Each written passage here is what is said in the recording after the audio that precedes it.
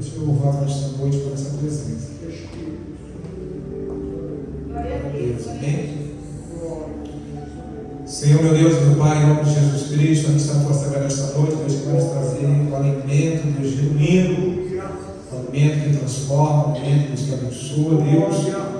Que ela seja, Deus, canal de bênção, instrumento de tua mão, Deus. Nada ela tem, Deus, para oferecer para a tua igreja. É o Senhor, Deus, que conhece a tua igreja, a igreja é tua, Deus. Que ela possa, nesta noite somente, vai ser o que? Mensageiro do Senhor, Deus. Que a mensagem seja de paz e vida, seja de transformação, seja de mudança, Deus, e também de restauração, Deus. Que a tua palavra, Deus, ela vá nesta noite, Pai, e produza nesta noite, Pai, aquilo, Deus, que esta casa necessita. Assim eu te peço e te agradeço em nome de Jesus. Amém. Glória a Deus. Toda a igreja na paz do Senhor. Amém. Louvado seja Deus, irmãos. Primeira carta aos Coríntios, capítulo 9. Nós vamos ler a partir do verso 23.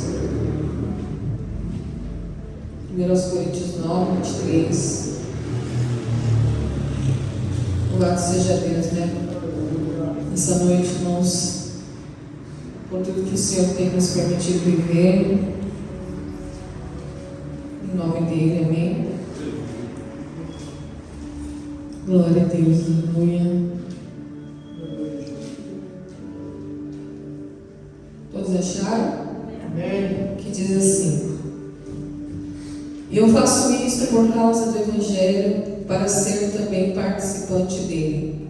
Não sabeis vós que os que correm no estádio, todos na verdade correm, mas um só leva o prêmio? Correi de tal maneira que o alcanceis. E todo aquele que luta de tudo se abstém. Eles o fazem para alcançar uma coroa corruptível, nós, porém, uma incorruptível.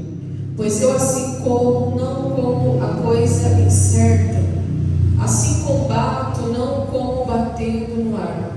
Antes, subjugo meu corpo e o reduzo à servidão, para que, pregando aos outros, eu mesmo não venha, de alguma maneira, a ficar reprovado. Amém? Até aqui, louvado seja Deus nessa noite. Noite de Santa Ceia, noite que já foi falado aqui. Nós trazemos à memória o sacrifício de Cristo, aquilo que Jesus fez com a sua própria vida por amor à humanidade. Todos nós sabemos disso, e louvado seja Deus por Cristo Jesus, que nos faz triunfar para a vida eterna. Quando o apóstolo Paulo escreve essa carta aqui especial, no capítulo 9, ele está falando acerca dos direitos do apóstolo, daquilo que ele fez para entregar a sua vida para que Cristo fosse formado e revelado através da vida dele. E aqui ele está falando acerca, irmãos, do combate, da vida, da luta. E de fato, assim também é nas nossas vidas. Nós estamos dia após dia combatendo o bom combate, lutando a boa luta. Louvado seja Deus. E verdadeiramente, irmãos, foi para isso que Deus nos chamou, para lutar a boa luta, para combater o bom combate. E quando ele fala isso, ele está falando que ele se faz de fraco no meio dos fracos para ganhar os fracos.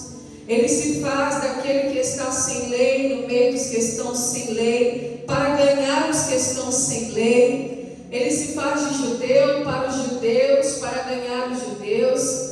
E ele se faz de livre para com todos e faz servo de todos para ganhar ainda mais. Então ele está combatendo com a sua própria vida, com a sua própria carne, com seus próprios desejos, com suas próprias vontades, para assim fazer, irmãos, com que o Evangelho cresça. Por isso que no 23 ele já está dizendo: eu faço isto por causa do Evangelho, para ser também participante dele. E o que é Evangelho? O Evangelho, nós sabemos, é boas novas, boas notícias. E o que seriam essas boas notícias, essa boa nova para nós no dia de hoje? é que teve um inocente que morreu em nosso lugar para nos dar a salvação.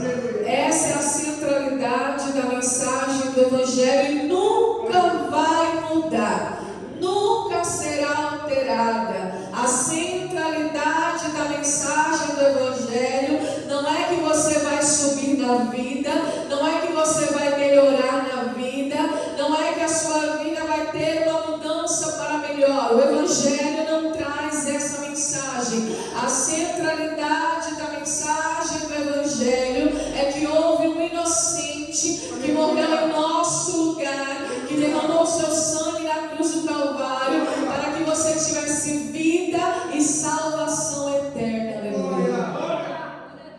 Então, por isso que ele se faz de tolo no meio dos tolos, de fraco no meio dos fracos, daquele que está sem lei no meio daqueles que não têm lei, de judeu no meio dos judeus, de livre. Ele se faz servo para com todos, para assim ganhar alguns. Então nós entendemos através da vida do apóstolo Paulo, irmãos, que Cristo foi formado em sua vida. Aleluia. E essa é a mensagem dessa noite. Que Cristo ele seja formado em vocês e revelado através da vida de vocês. E Cristo, a palavra Cristo significa pequeno Cristo, ou seja, nós somos pequenos Cristos. Alguém que está abdicando de algum prazer ou de muitos prazeres, abdicando de uma vida confortável, abdicando, irmãos, dos prazeres da carne para Cristo ser formado em nós. E é incrível que ele dá o exemplo do atleta. O atleta ele tem que se abdicar de muitas coisas, porque só existe um vencedor. Só existe um que vai subir no pódio. Só existe um que vai pegar a medalha de ouro. Não tem dois ganhadores, irmãos. Somente um recebe a medalha de ouro. Somente um sobe no pódio. Somente um recebe a coroa. Coroa representa o que, irmãos? Glória. Somente um recebe a glória. E quando o atleta ele vai concorrer a algum campeonato, ele se prepara. E nesse preparo, ele tem que se abdicar, ele tem que abrir mão de muitas coisas para se preparar, para treinar o seu corpo, o seu físico, para chegar no primeiro lugar. E assim é a nossa vida espiritual. Paulo, ele teve Cristo formado nele, porque verdadeiramente ele viveu como um atleta espiritual. Ele estava espiritualmente apto para viver uma vida piedosa. Aleluia. E aí ele dá o exemplo: não sabeis vós que os que correm no estádio, todos na verdade correm, mas um só leva o prêmio?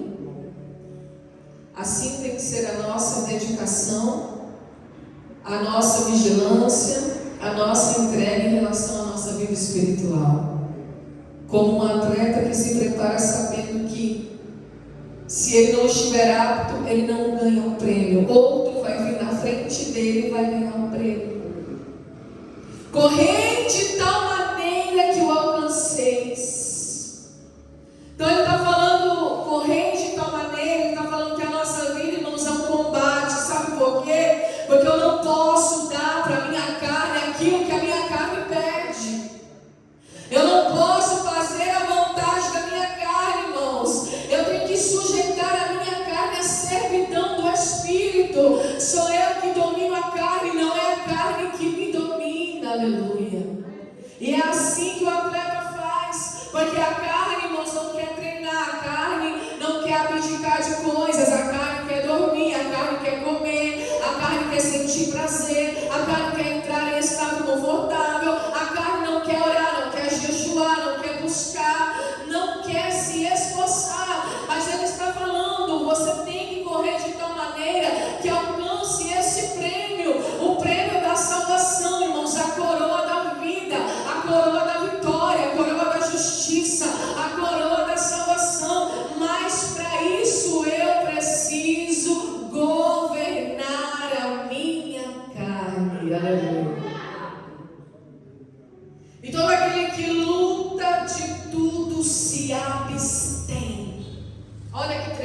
isso, irmãos. Se abster é abrir mão daquilo que te deixa confortável. Então, para Cristo ser formado em nós precisamos treinar a nossa alma. Dia após dia, a carne está querendo, eu falo, não, carne, eu não vou te dar o que você quer. A carne está pedindo, eu falo, não, carne, eu não vou te dar o que você pede, eu não vou te dar o que você quer, eu não vou te dar o que você deseja, ainda que isso me cause dor, ainda que isso me cause, irmãos, ali, à vista dos olhos naturais, um certo prejuízo, mas eu sei que se eu não fizer a vontade da carne, eu vou ganhar no mundo espiritual, porque a Bíblia diz, irmãos, que aqueles, irmãos, que fazem a vontade da carne, eles entram em corrupção. É o que a Bíblia diz: o que semeia na carne, da carne colherá corrupção, mas o que semeia no Espírito, do Espírito colherá a vida eterna. Quando a Bíblia diz que nós somos mais do que vencedores em Cristo Jesus, ela está se referindo a isso. E nós vencemos em não deixar a carne dominar a nossa vida. Sabe por quê, irmãos? Porque a carne não tem limite. Dá um espacinho para ela você ver. Não tem limite, irmãos. Se nós não colocarmos um freio, se nós não buscarmos a vida espiritual, se nós não orarmos, não jejuarmos, não buscarmos o temor do Senhor, a carne não tem limites, porque ela não se sacia. Então ele está falando, eu vou correr de tal maneira, porque eu tenho um prêmio que me aguarda. Só que ele diz assim, eles o fazem, os atletas, para alcançar uma coroa corruptível, uma coroa que se acaba. Nós, porém, uma incorruptível, uma que não se acaba. Pois eu assim corro, ele diz, não como uma coisa incerta. Ele está dizendo, eu tenho um alvo. Eu não estou correndo por algo incerto. Eu não estou esmurrando o ar, não. Pelo contrário, antes eu esmurro meu próprio corpo. Eu subjugo meu corpo. Então, quando você vai esmurrar algo, você esmurra algo sólido. Você não está correndo em vão, é isso que ele está dizendo. Você não está combatendo em vão. Você não está combatendo contra o vento em vão, não. Ele está dizendo, você está rompendo algo sólido. Há uma resistência contra a tua vida espiritual. E a maior resistência contra a tua vida espiritual, contra a minha vida espiritual, é a minha própria carne. Ai, hoje eu estou cansada. Trabalhei o dia inteiro, mas para eu não vou orar, não. Eu mereço descanso. É essa resistência que você tem que romper. Por isso que ele está falando, antes subjugo meu corpo e o reduzo à servidão. Carne, não, você não me domina, você me serve. Aleluia. Carne, você não me domina, você é minha escrava. Não é você que manda no jogo. Quem manda é o Espírito Santo. É por isso, irmãos, que, olha só, Jesus está no Getsemane. Olha só que interessante. A Bíblia diz que ele está no Getsemane. A palavra Getsemane significa vale da prensa, lugar da prensa. E ele está lá, Pai, se possível, passa de mim este cálice. Ele está ali pedindo um tipo de alívio. Mas aí ele se lembra que ele tem que dominar a carne.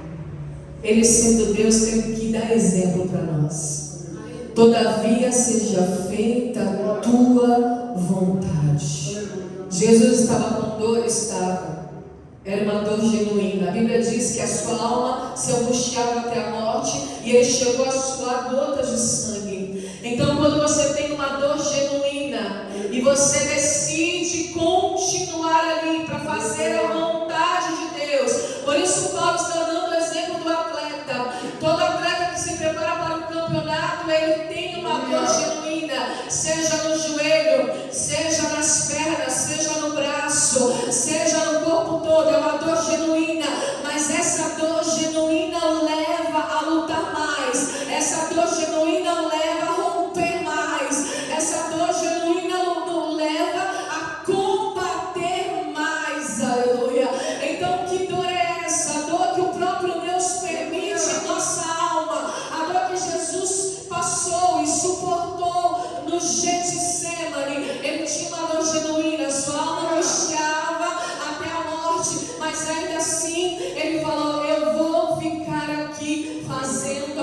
vontade, meu Pai, que não seja feita a minha vontade, mas a tua vontade. Hoje nós vemos, irmãos, uma geração sofrendo muito de ansiedade, síndrome do pânico e depressão. Eu estou trabalhando lá na loja, só tem eu na casa dos 40 anos. Até a minha chefe tem 23 anos, é de 23 para baixo, 19, 20, 21, 22, 23 anos. Tem 3 moças lá que tomam remédio: depressão, ansiedade, síndrome do pânico. A metade da minha idade, ela já se encontra nessa situação, dependente de remédio.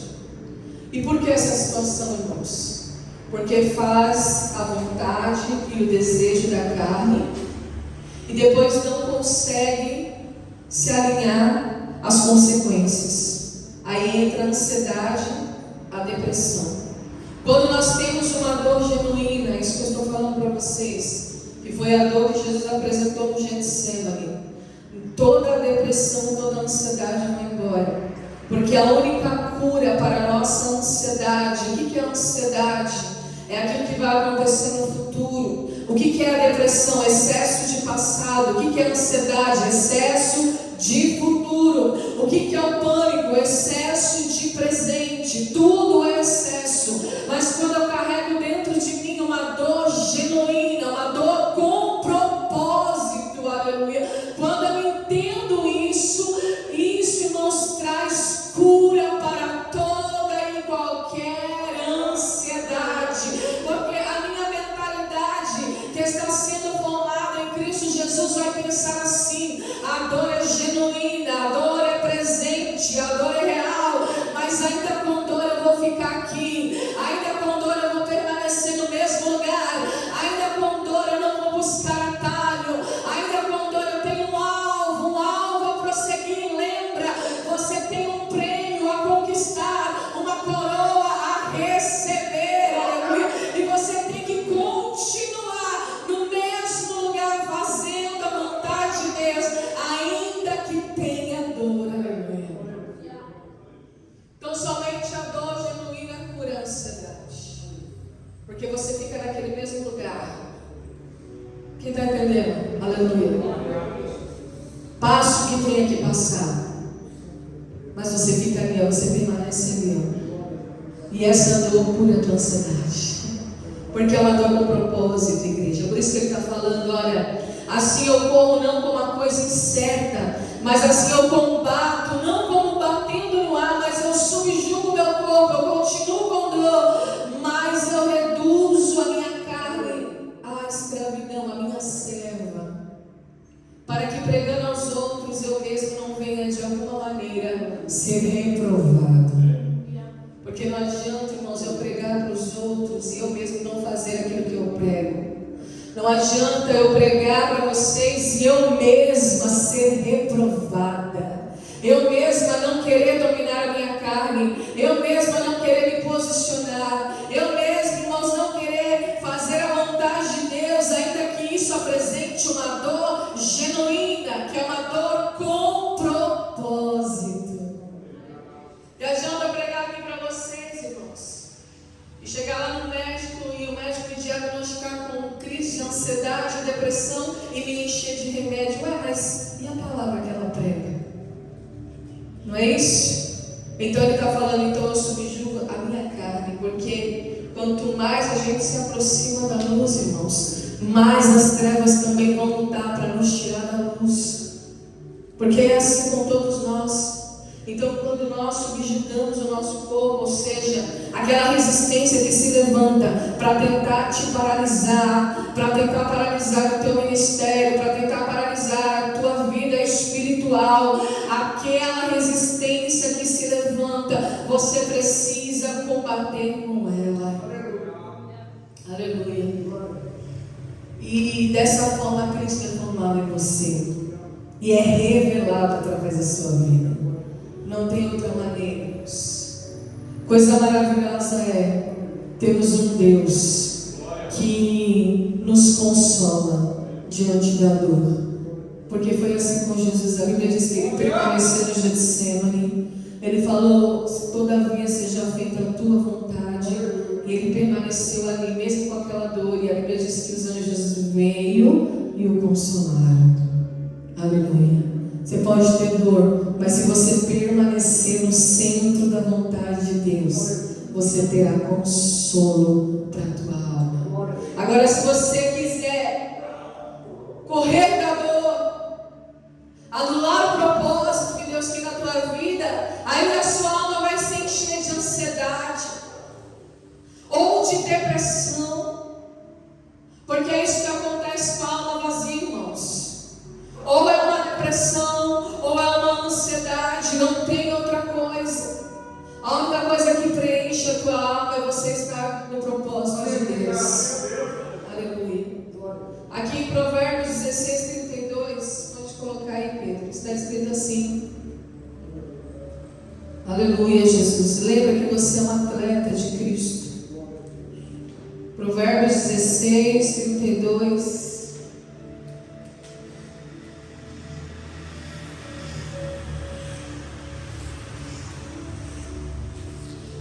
Glória a Jesus, aleluia.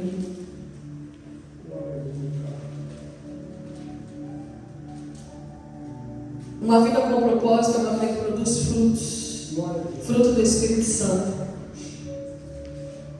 E Provérbios 16:32 diz assim: melhor é o que tarda em irar-se, ou melhor é o paciente do que o poderoso, melhor é o paciente do que o guerreiro, e o que controla o seu ânimo do que aquele que toma uma cidade. Aleluia. Quando nós permanecemos no centro da vontade de Deus, mesmo que nós possuímos aqui uma dor genuína, porque ninguém quer sentir dor, todos nós queremos morrer, mas não tem como crescer sem passar pelo Getsemane, igreja. Para Cristo ser formado em você, você tem que passar pelo Getsemane. É bíblico, não sou eu que estou falando. Todos os discípulos tiveram o seu Getsemane. Todos os discípulos tiveram a sua dor genuína, que não produziu depressão nem ansiedade, mas produziu paciência no sentido de perseverança. Então aquele que tem paciência, aquele que é tardio em irar-se, é melhor do que aquele que domina uma cidade. Aleluia. É melhor, irmãos, aqui está escrito, ser paciente, ser perseverante, do que ser alguém guerreiro, no sentido de se precipitar. O que se controla a si mesmo, ele é maior do que aquele que toma uma cidade. Porque de que adianta vir, irmãos, e tomar uma cidade inteira, e acabar com tudo, destruir com tudo, e depois de ter a tua alma vazia? Não é melhor você continuar com a dor genuína, mas estando no centro da vontade de Deus, sabendo que é Ele que te justifica, sabendo que é Ele que peleja por você, como Ele falou lá, irmãos, na palavra, essa peleja não tereis que pelejar. Mas por que Ele falou isso? Porque aquele rei foi sábio e buscou o Senhor, o conselho do Senhor. A palavra do Senhor diz que nós temos que esperar em Deus. Deus trabalha para aqueles que nele esperam. Entrega o teu caminho ao Senhor, confia nele e tudo Ele fará. Deus não quer que você ganhe uma cidade inteira. Deus não quer que você arruine com todas as coisas. Deus quer te tratar, aleluia. Deus quer pegar a tua dor e transformar a tua dor em propósito, aleluia. E assim Cristo é formado em vocês e revelado através da vida de vocês. Louvado seja Deus. Olha o que está escrito lá em 1 Timóteo 4:7. Aleluia. Deus é maravilhoso, irmãos. Você não vem para a igreja, você vem para o quartel. Aleluia. Você vem para o treinamento. 1 Timóteo 4:7. Capítulo 4, verso 7. Olha o que ele diz para Timóteo. Palavra que nós bem conhecemos. Não, 1 Timóteo, li errado. 4:7. Tem muitas palavras. Olha só. Mas rejeita as fábulas profanas e de velhas, e exercita-te a ti mesmo em piedade. Exercita-te. Exercício, treinamento. Olha só, disciplina. Ele está falando de exercício. O atleta, ele precisa da disciplina, dos exercícios físicos para competir. Nós precisamos exercitar a piedade. Nós rejeitamos as fábulas, tudo aquilo que é profano, tudo aquilo que é contrário ao santo.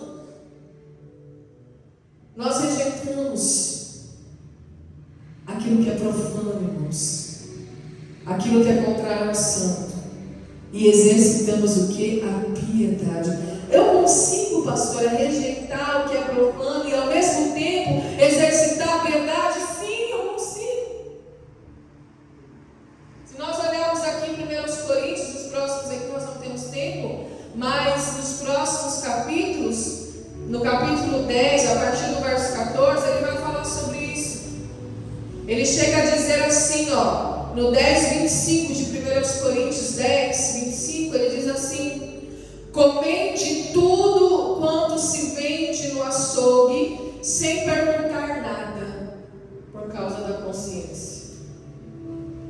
Você consegue rejeitar o que é profano e ainda exercitar a piedade? Sim. Vou te dar um exemplo. Quando você vai no açougue, você pergunta quem é o dono do açougue. Você sabe se o dono do açougue ele é cristão? Você sabe se ele é da Umbanda? Você simplesmente chega lá e compra carne e faz na tua casa. Você não sabe se aquela carne foi consagrada. E se ele for um homem da Umbanda?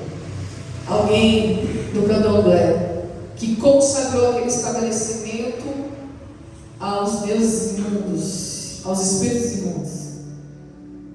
E aí? Ninguém chega no açougue e pergunta: olha, o dono do açougue ele é cristão? Porque senão não vai dar para me comprar essa carne, não. Eu não sei, vai que ele consagrou. Está escrito. Olha aí. Então você consegue, irmãos, rejeitar aquilo que é profano e ainda exercitar a piedade, assim, de que maneira? De acordo com a tua consciência. Não é isso que está escrito aqui? Sem perguntar nada por causa da consciência. Você sabe a vida que você leva. Você sabe, você tem consciência que você exercita a piedade. Então assim, se eu não sei, eu não preciso perguntar. Eu vou comer a carne, nada vai me acontecer, ainda que tenha sido consagrado aos espíritos imundos, porque eu tenho uma consciência daquilo que eu estou exercitando, a piedade. Outro exemplo que eu posso te dar: você pode conviver no seu trabalho, um exemplo, com pessoas que não professam a mesma fé que você. Você vai rejeitar aquilo que é profano, mas você não vai deixar de exercitar a piedade. Eu posso entrar lá na loja onde eu trabalho e ter uma imagem ali de consagrada a algum Deus. Eu rejeito aquilo, aquilo não interfere em nada em minha vida, e eu permaneço exercitando a piedade, uma vida cristã, mostrando aquilo que eu acredito, quem eu sou, Cristo formado em mim e revelado através de mim no meu ambiente de trabalho, ainda que aquele ambiente seja consagrado a um Deus que não é o nosso Deus. Ainda assim eu tenho que exercitar a piedade. É isso que Paulo está dizendo, irmãos. E é isso que ele está instruindo a Timóteo.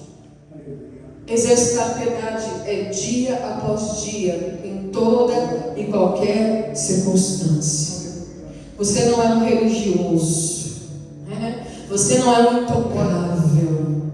A palavra do Senhor fala o que contamina o homem é o que sai de dentro para fora, não aquilo que vem de fora para dentro. Então, se o meu coração, a minha mente está consagrada a Deus, então eu exercito a piedade. Então, se você é alguém que tem como disciplina uma vida espiritual, você está espiritualmente apto em Deus, nada vai te fazer mal. Aleluia. Nada. Você pode ir lá no açougue tranquilo. Quando você for no açougue, irmãos, não fique pensando não no que eu estou falando aqui, viu? Em nome de Jesus. Agora você vai no açougue e vai ficar pensando: nossa, a pastora vai mesmo, a pastora pregou, será que o açougueiro dá uma pulga? Irmãos, em nome de Jesus, você tem a consciência limpa, lavada e remida no sangue do Cordeiro. Amém? Você sabe quem você é diante de Deus. Olha o que está escrito lá em Atos 20, 24. Atos dos Apóstolos. Atos 20, 24.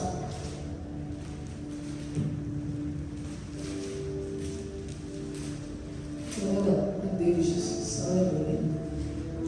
Que diz assim: olha só que coisa maravilhosa. O discurso de Paulo em Éfeso. Mas de nada faço questão, nem tenho a minha vida por preciosa, contanto que cumpra com alegria a minha carreira e o ministério que recebi do Senhor Jesus para dar testemunho do Evangelho da graça de Deus.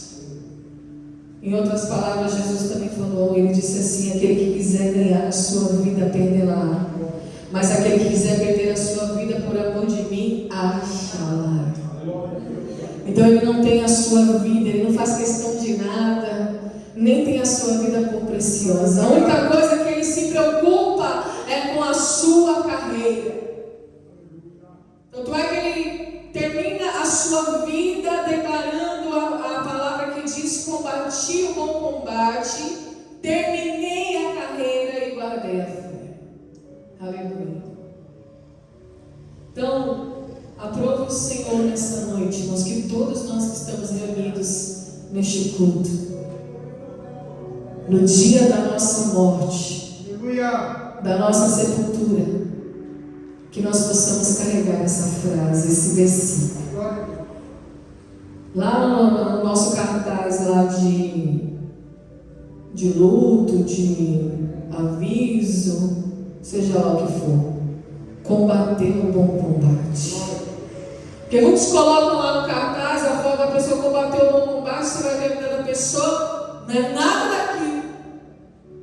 Combateu o bom combate nenhum, né? Não permaneceu, não guardou a fé, não terminou a carreira. Nós somos atletas, igreja. Nós estamos atrás da coroa incorruptível, a glória que não se acaba, a glória de Deus, o corpo glorificado.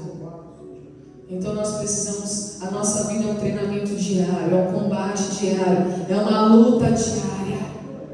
E nós precisamos nos manter nesse mesmo ritmo, dia após dia, nessa mesma disciplina, para que quando chegar naquele dia, que o Senhor te chamar, que o Senhor te recolher, nós possamos ali entender realmente: aquele ali combateu o bom combate, aquele ali combateu o bom combate. Olha, ele terminou a carreira, ele foi até o fim, não negou Jesus, não abriu mão da fé, guardou a fé. É isso. O que vai definir a tua história, irmãos, não é o hoje, não é o amanhã, é o final. É o dia em que o seu caixão será fechado com você lá dentro. É no dia do teu sepultamento, do cortejo fúnebre, onde a tua história aqui na terra acaba. É naquele dia que todos verão a definição de quem você foi, se verdadeiramente Cristo foi formado e revelado através da tua vida. Aleluia! Glória a Deus! Queira Deus que você permaneça até o último dia. Cristo sendo formado e revelado através da tua vida até o último dia. Que você possa deixar esse legado, essa história, esse legado. Qual foi o legado que o apóstolo deixou? Alguém que morreu por amor ao Evangelho de Cristo. Porque ele morreu, ele foi executado porque ele pregava o Evangelho. Aleluia. Ele não voltou atrás. Ele permaneceu. Ele viveu a dor genuína, mas alegre, contente. Não teve ansiedade, não teve depressão, não. Pelo contrário, de dentro da cadeia escreveu uma carta e dizia assim: alegrai-vos do Senhor. Outra vez digo, alegrai-vos. A carta mais alegre da Bíblia foi escrita de dentro de uma prisão. Alguém prisioneiro, ele fala: eu estou prisioneiro, mas a palavra de Deus não está algemada. Alguém que teve uma dor genuína, mas permaneceu no centro da vontade de Deus e deixou um legado. É isso que Deus quer de você. É isso que Deus quer da igreja. É isso que Deus quer dos seus servos, dos seus filhos. Aleluia. Alguém que combate o bom combate, luta a boa luta e termina a carreira sendo um vencedor, carregando o seu prêmio, a sua coroa, a sua vitória. Amém, igreja? Louvado seja Deus. Pode aplaudir ao Senhor nessa noite. Que Deus abençoe a Deus em nome de Jesus. Abençoe, amém? Deixa eu aqui mais um pouquinho para o direito, dizer que isso é você. Aleluia. Glória a Deus, aleluia. A igreja orasse.